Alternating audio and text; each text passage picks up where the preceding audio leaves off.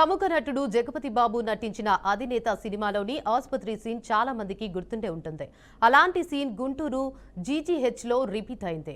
GGH superintendent doctor SSV Ramana పల్లెటూరు వృద్ధుడి వేషంలో వచ్చే మాసిన దుస్తులు, చేతికర్ర పట్టుకుని ఇద్దరు అసిస్టెంట్లతో ఆకస్మిక తనిఖీలు చేశారు.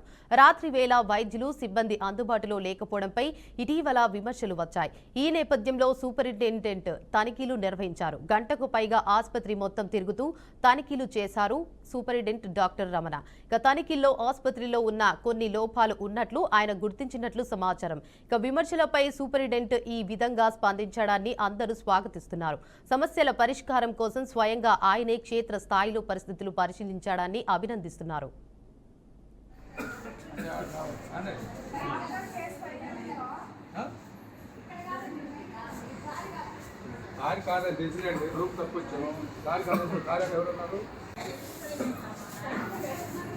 తప్పొచ్చావు అంటే